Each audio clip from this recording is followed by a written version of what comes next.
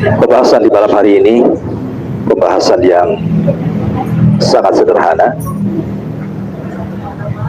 tentang doa supaya kita terhindar dari hutang, dan yang punya hutang supaya cepat dilunasi Allah hutang-hutangnya. Jadi ini kita akan membahas satu doa penting ini ya. Doa ini antum bisa baca di pagi dan juga di petang hari. Ma'asyiral muslimin yang dimuliakan Allah Subhanahu wa taala, dahulu di zaman Nabi sallallahu alaihi wasallam, Nabi sallallahu alaihi wasallam suatu ketika berjalan dari rumahnya menuju masjid. Rupanya di masjid itu ada anak muda yang sedang murung. Nampak kesusahan di wajahnya. Karena biasanya orang yang susah itu nampak murung durja di wajahnya. Sehingga Nabi Shallallahu Alaihi Wasallam bertanya kepada anak muda ini. Anak muda ini namanya Abu Umamah radhiyallahu anhu. Nabi heran, kenapa? Karena anak muda ini duduk di pojok masjid bukan di waktu sholat, tapi di waktu duha. Karena biasanya di waktu duha di zaman itu kan orang sibuk berniaga, yang berniaga, yang punya kebun sibuk dengan kebunnya, yang bekerja sibuk dengan kerjanya. Sama juga hari ini juga sama, waktu duha itu waktu sibuk-sibuknya orang kerja kan. Mulai dari jam 7 sampai jam 12 itu orang sibuk. Yang ke kantor ya ke kantor, yang kerja di jalan raya di jalan raya, yang punya sawah ya ke sawah, yang ke ladang ke ladang. Jarang orang itu kalau pagi-pagi jam 7 sampai jam 11 itu ke masjid, kecuali orang tertentu saja datang ke masjid itu. Makanya Nabi Shallallahu Alaihi Wasallam heran dan mengatakan, araka jalisan fil masjid min ghairi waqti shalah. Ada apa dengan kau wahai Abu Umamah? Ini bukan waktu salat, kenapa kau duduk di sini? Harusnya kau kerja. Maka kata Abu Umamah radhiyallahu anhu mengatakan, humumun lazimatni ya Rasulullah wa duyun. Susah yang tidak bisa lepas dari kepalaku wahai Rasul, dan hutang yang menumpuk yang tidak bisa kulunasi. Maka Nabi Shallallahu Alaihi Wasallam mengatakan, ya Aba Umamah, maukah ku ajarkan kepadamu doa yang kalau engkau baca di pagi dan petang hari, maka Allah Subhanahu Wa Taala akan hilangkan kesusahanmu dan Allah akan lunasi hutang-hutangmu. Tentu orang susah dikasih solusi kan langsung tanggap. Tentu wahai Rasul. Doa apa itu? Tolong ajarkan kepadaku. Maka Nabi Shallallahu Alaihi Wasallam mengajarkan kepada Abu Umamah, ya Aba Umamah, bacalah apabila engkau berada di pagi dan petang hari doa ini. Allahumma inni a'udzubika minal hammi wal hazan, wa a'udzubika minal ajzi wal kasal, wa a'udzubika minal jubni wal bukhli, wa a'udzubika min ghalabatid daini wa qahrir rijal. Hafal doanya ya. Nanti kita tulis lah ya. Jadi di sini Nabi Shallallahu Alaihi Wasallam meminta kepada kita untuk berdoa berlindung dari 8 perkara. Jangan sampai 8 perkara ini menyerang hati setiap kita. Sebab kalau kita diserang dengan 8 perkara ini, hidup kita tidak akan kokoh, hidup kita akan lemah, hidup kita akan sengsara dan susah. Maka minta kepada Allah jangan sampai 8 perkara ini ada pada kita. Yang pertama dan kedua, Rasul mengatakan dan mengajarkan doa kepada kita, Allahumma inni a'udzubika minal hammi wal hazan. Ya Allah, aku berlindung kepadamu dari kesusahan dan dari duka cita. Orang susah itu akan menggelapkan pikiran. Kalau orang susah kan susah juga pikiran kita kan. Dan biasanya orang susah itu susah untuk berpikir. Dan saya yakin setiap kita pasti mengalami kesusahan ini. Masalahnya macam-macam orang susah itu. Entah karena hutang dia susah, entah karena urusan rumah tangga suami istri mau bercerai akhirnya susah, entah karena anak-anaknya nakal dia pun susah, entah karena mau nikah nggak dapat jodoh pun dia susah, akhirnya menjomblo jadi bujang lapuk, susah juga hidup akhirnya. Jadi susah itu macam-macam. Ada yang ditimpa penyakit berkepanjangan tak sembuh-sembuh, susah juga dia. Sampai ada orang-orang yang saking susahnya mau mengakhiri hidupnya. Kan banyak. Lantaran susah ekonomi, minum racun, mati dia. Seperti banyak kan kasus-kasus di YouTube itu. Berita-berita satu keluarga diracun sama orang tuanya supaya mati semuanya. Kenapa alasannya? Karena kesusahan ekonomi. Begitulah orang susah tidak bisa berpikir. Padahal setiap permasalahan itu bukan berarti tidak bisa diuraikan, bisa. Tidak ada benang yang kusut kecuali bisa diuraikan. Tidak pula ada air yang keruh kecuali bisa dijernihkan. Masalah apapun itu pasti ada jalan keluarnya. Makanya kenapa penyakit susah ini bahaya. Bahaya orang kalau susah itu gelap pikiran, tidak bisa berpikir. Makanya kita berlindung dari susah ini. Jangan sampai ditimpa kesusahan. Karena orang susah itu tidak bisa berpikir. Jalannya pun akan doyong. Pandangannya pun tidak akan jauh. Orang susah itu pokoknya susah segalanya. Ya. Minta kepada Allah jangan ditimpa kesusahan. Kemudian yang kedua, wal hazan. Hazan itu artinya duka cita, sedih. Mungkin dulu dia punya orang tua belum berbakti kemudian meninggal, sedih kepikiran dengan orang tua. Mungkin dulu yang punya anak meninggal anaknya, melihat tetangganya punya anak banyak, terpikir coba anak saya masih hidup sudah besar, rasanya enak, susah dia akhirnya, duka cita, sedih. Ya. Dulu punya rumah kena gempa habis, sedih dia terpikir. Jadi sedih ini biasanya memikirkan sesuatu yang sudah berlalu. Kepikiran jadi sedih dia. Kalau susah itu biasanya kepikiran menghadapi yang akan datang. Jadi susah pikirannya. Memandang pendidikan anaknya nanti ke masa depan, cemana anak saya gitu kan. Ini utang banyak, sebentar lagi orang mau datang meminta utang, macam mana pula saya harus bayar. Nah, jadi kalau susah itu menghadapi masa depan. Tapi kalau sedih itu bicara tentang masa lalu biasanya. Terkenang dengan yang lalu-lalu. Makanya dua perkara ini merusak pikiran kita. Ibadah macam manapun kalau sudah otaknya susah, kalau sudah otaknya sedih, tidak akan khusyuk. Coba saja orang sholat susah dia, kepikir tuh kesusahannya tuh. Orang sholat dia sedih, kepikir kesedihannya, nggak akan pernah khusyuk orang sholat ketika susah dan sedih. Itu sholat tuh, berpikir pun tidak akan jernih.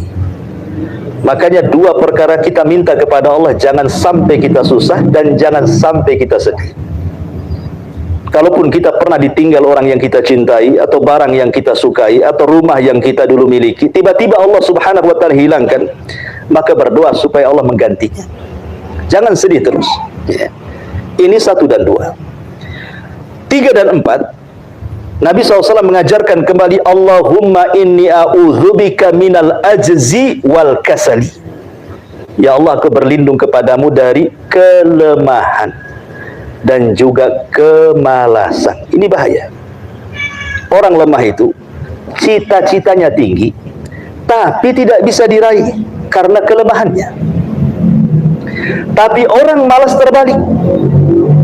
Dia sanggup untuk meraih cita-cita, tetapi tidak punya keinginan untuk meraihnya. Malas dia. Dua-duanya tidak akan kecapai. Anda punya angan-angan, punya cita-cita tinggi sekalipun, orang lemah tidak akan bisa meraihnya. Orang malas pun tidak bisa meraihnya. Anda ini terpikir pengen punya rumah, punya kendaraan yang bagus, punya mobil, punya motor yang bagus gitu ya. Tapi kalau seandainya kita lemah, entah karena sakit sehingga tidak bisa bekerja mencari uang, ya kan? Entah karena banyak masalah, akhirnya badannya tidak bisa bergerak gitu ya, sehingga hanya angan-angan saja pengen kerja, tapi tidak kerja-kerja, maka selamanya cita-cita itu tidak akan teraih kan. Ataupun orang yang malas gitu, sebenarnya dia bisa kerja, dia sehat, punya skill, dia bisa melangkah itu, tapi tak punya keinginan, malas. Apalah yang dilakukan orang malas itu, ikhwan? Duduk saja, termenung, tidur, itulah kerjanya orang malas tuh. Ya. Kita berlindung dari dua perkara ini. Jangan sampai lemah dan jangan pula sampai malas. Sering saya contohkan, panggilan azan saja di masjid itu. Kalau orang lemah, dia pengen ke masjid tapi tidak bisa. Kenapa? Boleh jadi dia sakit. Pengen ke masjid itu berjamaah tapi tidak bisa, kakinya tidak bisa dilangkahkan, boleh dia stroke, asam urat, gula dan begitu seterusnya, tidak bisa dia sampai ke masjid, padahal masjidnya sebelah rumah. Tapi ada yang bisa melangkahkan kakinya, tinggal 2 langkah dia ke masjid, tidak akan bisa. Berlindung kepada Allah jangan sampai malas, berlindung kepada Allah jangan sampai lemah. Ya. Ini yang ketiga dan keempat. Yang kelima dan keenam, Nabi mengatakan, Allahumma inni a'udzubika minal jubni wal bukhli. Ya Allah, aku berlindung kepadamu dari sifat pengecut dan juga dari sifat bakhil. Orang bakhil ini bahaya, dan orang pengecut ini bahaya. Dan orang pengecut ini bahaya. Orang pengecut atau penakut, dia tidak akan sukses selamanya. Baik cerita atau penakut, dia tidak akan sukses selamanya. Baik cerita agama atau cerita dunia. Orang penakut itu tidak akan bisa. Dia punya modal, kemudian punya skill, tapi tidak punya keberanian. Mau usaha nggak akan bisa. Karena hanya orang nekat yang berani yang akan sukses. Walaupun mungkin di awal dia bisnis, dia mungkin boleh jadi tidak berhasil, tapi ada pengetahuan untuk melangkah ke depannya. Tapi orang pengecut ini tidak akan berjalan, dia diam saja di tempat. Modal ada, relasi banyak, skill ada, tidak akan maju, nggak berani. Takut bangkrut, takut hilang, takut ini, takut itu. Ya akhirnya bergerak di tempat dia. Ya begitu-begitu saja kehidupannya. Tidak akan pernah meningkat. Itu urusan dunia tuh. Apalagi urusan agama. Pengecut. Tidak mau menasihati, gak berani. Umpamanya yang sudah berkeluarga, suami menasihati istri, gak berani. Menasihati anaknya gak berani. Dalam pekerjaan menasihati kawannya gak berani. Pengecut. Maka selamanya kerusakan akan ada terjadi di situ. Maka harus berani orang itu. Selama itu kebenaran sampaikan. Ya. Ataupun bakhil. Bakhil ini lebih bahaya lagi. Ada orang numpuk-numpuk harta, maksud dia itu menguasai harta, sudah tertumpuk hartanya, harta pula yang menguasai dia. Biasanya seperti itu. Harta itu menguasai kita. Niatnya kita kuasai harta, nanti kalau sudah kaya, saya sudah prediksi ini, saya mau sumbang masjid itu, musola ini, panti asuhan ini, pengen haji, pengen umroh. Sudah kaya, lupa semuanya tuh. Karena Rasul yang mengatakan, kalau seandainya anak Adam ini diberi 2 lembah semua emas, pasti ingin 2 lembah emas yang lainnya. Karena Allah yang mengatakan, jama'a malahu wa addada yahsabu anna malahu akhladah. Kalau orang suka ngitung kekayaan, umpamanya punya kos-kosan 5 pintu, sebelahnya ada tanah kosong tuh, sudah kepikir itu tanah punya siapa tuh, bisa dibeli, nambah lagi tuh kos-kosannya ke sebelah, kan gitu ya. Terpikir ke situ tuh. Kepengen punya mobil, tak apalah, Corolla lah, ya. Mobil kompet pun jadilah, yang penting punya mobil. Sudah dapat mobil itu, nengok pula mobil ada yang tahunnya lebih tinggi lagi. Kapan dia punya duit, bisa tukar tambah lah dengan mobil itu. Nanti sudah punya lagi, pengen lagi seperti itu. Itulah dunia, menguasai kita. Makanya hadis Rasul mengatakan, ta'isa abdud dinar wa ta'isa abdu dirham. Celaka hamba-hamba dinar, dirham, rupiah, dolar, ringgit dan begitu seterusnya. Karena ada orang yang niatnya menguasai harta, justru harta pula yang menguasai dirinya. Makanya ketika itu pasti bakhil. Orang kalau sudah dikuasai harta, pasti dia bakhil. Tidak mungkin dia menjadi orang yang dermawan, itu mustahil. Lihat Qarun. Qarun ini ulamanya Bani Israel, kalau dia baca kitab Taurat Nabi Musa itu indah suaranya. Suka Bani Israel kalau Qarun membaca Taurat itu. Indah sekali, sampai-sampai julukannya disebut Munawwir. Saking indahnya suara kalau dia ngaji Taurat tuh. Qarun dipuji suaranya. Datang kepada Nabi Musa, ya Musa tolonglah doakan kepadaku. Ada enggak amalan-amalan yang bisa mendatangkan rizki kepadaku? Musa pun kemudian membekali dengan doa Ismul A'zam, nama-nama Allah yang agung. Akhirnya dibukakan dunia kepada Qarun. Sudah kaya, datang syariat Musa meminta zakat. Apa kata Qarun? Enak saja orang itu minta zakat katanya. Innama utitu min ilmin indi. Ini kekayaan ini hasil daripada kecerdasanku. Kalau aku tidak cerdas tidak mungkin kaya. Padahal dia tidak sadar bahwa harta itu titipan Allah. Kalau Allah mau mengambilnya bisa saja kapan saja. Begitulah orang bakhil. Lebih celakanya sampai bakhil ini bukan hanya sekedar harta. Sampai kepada orang bakhil senyum pun bakhil. Ada orang yang senyum bakhil itu. Tidak mau dia senyum. Senyum itu kalau ada maunya saja dia. Ya. Nampak nih senyum-senyum, ada apa? Biasa pun tak senyum. Ah, ini ada apa-apa nih? Ada udang di balik batu nih. Ya. Ada orang yang bakhil sampai senyum pun tidak mau. Ya. Jadi maunya itu serius saja wajahnya gitu ya. Bahkan ada yang lebih parah, bukan hanya bakhil kepada orang lain, sampai sama dirinya sendiri dia bakhil. Uangnya banyak, pakaiannya compang-camping, makannya kentang rebus. Dia bisa lah beli makanan yang enak karena itu. Karena khawatir kalau dia belikan ini, belikan itu, makan ini, makan itu, habis duitnya. Bakhil. Sama dirinya sendiri dia bakhil. Kalau sama dirinya dia bakhil, sama orang lain lebih bakhil lagi lah kan gitu ya. Jadi bahaya ini sifat kikir dan bakhil ini. Makanya Rasul meminta kepada kita untuk berlindung dari sifat pengecut dan juga bakhil. Ini yang keempat yang pembahasan kita. Allahumma inni a'udzubika min ghalabati daini wa qahri rijal. Ya Allah, aku berlindung kepadamu jangan sampai ditimpa dengan pengaruh hutang. Jangan sampai ditimpa pengaruh hutang. Ataupun jangan sampai dikuasai manusia. Hutang ini repot ikhwan. Karena Nabi SAW yang mengatakan awwaluhu hammun wa akhiruhu harbun. Hutang ini awalnya kesusahan. Orang kalau punya hutang susah hidupnya. Apalagi kalau hutangnya besar, waktu melunasinya sudah dekat, uang untuk melunasinya pula tak ada. Apa tidak stres itu? Malamnya saya pastikan tidak akan tidur. Kalaupun tidur, mimpinya pasti ketemu debt collector tuh. Itu pasti tuh. Udah kepikiran tuh. Ya, karena kadang-kadang mimpi itu karena banyak berpikir sehingga masuk ke dalam mimpi itu. Sampai mimpinya dikejar-kejar sama orang yang dihutangi itu. Makanya Rasul mengatakan awwaluhu hammun. Orang yang punya hutang itu awalnya pasti stres, bingung. Ya, cemana ini kan ini. Wa akhiruhu harbun. Dan akhirnya pasti perang. Perang dengan orang yang kita pinjam hutangnya. Kadang-kadang di negeri kita ini yang payah, yang sangar itu yang berutang. Yang marah-marah itu yang berutang biasanya.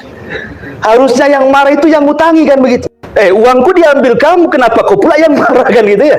Kan aneh. Betapa banyak orang yang nagih hutang kemudian dimaki-maki sama orang yang hutang tuh. Kamu lagi. Sudah saya bilang saya nggak ada duit. Lah datang dia pinjam hutang, subhanallah. Pujiannya tingkat tinggi. Oh kamu ganteng, kamu cantik, kamu baik, tolonglah pinjamkan. Giliran kemudian mau bayar jadi setan mukanya. Subhanallah. Itulah orang yang hutang itu. Bahaya sekali. Ya. Dalam riwayat yang lain Nabi mengatakan lailuhu hammun wa naharuhu mazallatun. Malam hari dia bingung, siang hari dia hilang. Nah, biasa begitu. Jadi orang punya hutang itu munculnya malam-malam saja dia. Tapi kalau siang itu ngumpet di mana tak tahu. Sampai-sampai ada orang yang lagi hutang itu, bapaknya itu sudah nampak tuh di gorden tuh, atau ibunya. Nak bilang, nak, bapak tak ada, ibu tak ada, anaknya pula bakhlun, anaknya pula tolol gitu. Bilang pula sama yang nagih utang, tadi kata bapak tak ada. Stres, makin stres kan itu ya. Makanya orang punya hutang itu biasanya stres di awal, hilang pula siang-siang, hilang pokoknya. Munculnya itu di malam hari saja kayak setan dia. Ya. Nampak di malam hari, hilang di siang hari karena takut dikejar-kejar orang. Makanya penyakit hutang ini luar biasa. Nabi SAW sampai tidak mau nyelati orang yang terlilit hutang sampai dia bayar. Ya, makanya ngeri kita berdoa kepada Allah Azza wa Jalla, jangan sampai kita dikuasai hutang, karena hutang itu seperti itu jadinya. Kemudian wa qahrir rijal, dan jangan dikuasai dengan hutang budi. Kalau itu hutang uang, ini pula hutang budi. Sebab kalau hutang budi itu kita dikuasai orang. Cobalah nasihati tuh kawanmu itu, nggak bisa, dia terlalu baik sama saya, tak berani saya. Nah, akhirnya nggak berani sama orang itu kan, karena terlampau banyak hutang budinya sama kita. Akhirnya kita nggak berani menegur dia.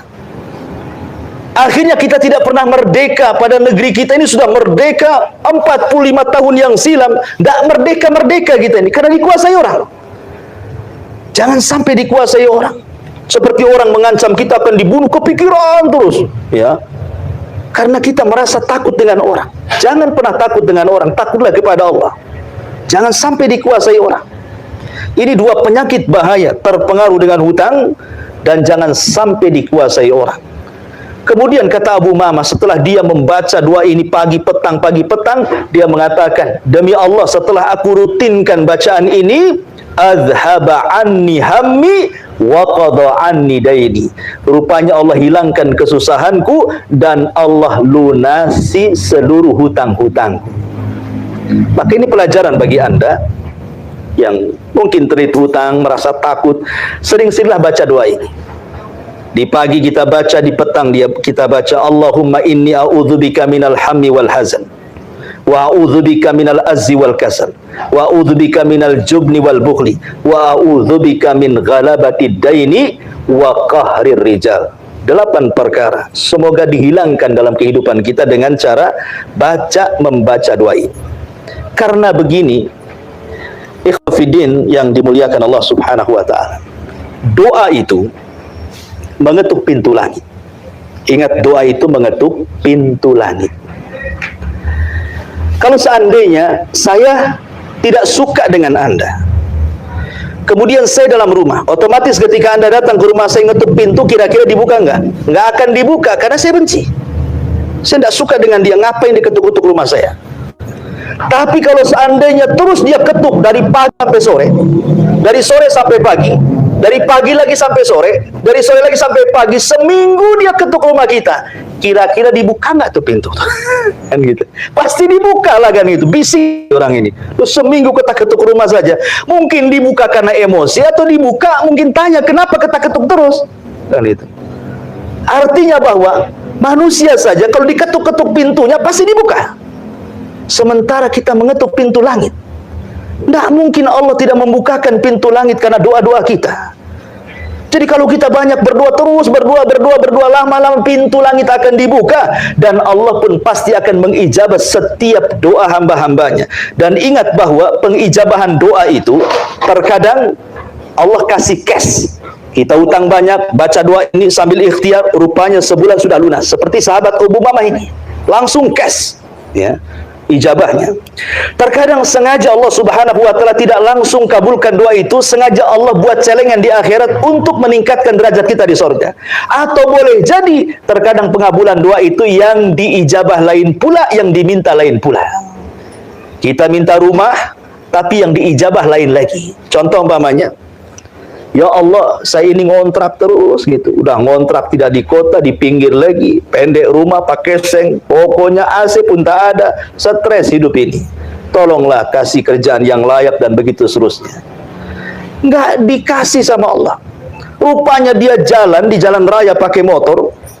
Rupanya ada kecelakaan yang nyaris motor kita tertabrak. Rupanya Allah selamatkan. Jatuh pun paling lecet, kasih betadin sembuh dia. Oh, begitu cara Allah pengabulan. Kita minta rumah, Allah pula selamatkan kita di jalan. Sebab kalau seandainya Allah kabulkan, kita dikasih rumah seharga 500 juta umpamanya rumah itu. Rupanya di jalan ketabrak pula, jual rumah, masuk rumah sakit, habis pula. Rumah sudah habis untuk biaya rumah sakit, belum tentu pula sakitnya sembuh, ya kan? Begitu kadang Allah mengabulkan doa, ya. Jadi tidak ada ruginya orang berdoa, karena doa itu menjadikan sesuatu yang mustahil bagi kita mungkin bagi Allah. Nabi Zakaria sudah tua, istrinya mandul, tidak mustahil berdoa setiap hari, punya anak pula Nabi Yahya. Nabi Ibrahim sudah tua, istrinya mandul, terus berdoa, punya anak pula Nabi Ishak, ya. Jadi ini menunjukkan bahwa tidak ada yang mustahil bagi Allah. Maka amalkan doa ini, amalkan doa ini, karena doa ini mencakup 8 perkara tadi. Kita berlindung dari susah, kita berlindung dari duka cita, kita berlindung dari kelemahan, kita berlindung dari kemalasan, kita berlindung dari kepengecutan, kita berlindung dari kebakilan, termasuk berlindung dari terpengaruh hutang dan juga terkalahkan oleh kesewenang-wenangan manusia kepada kita.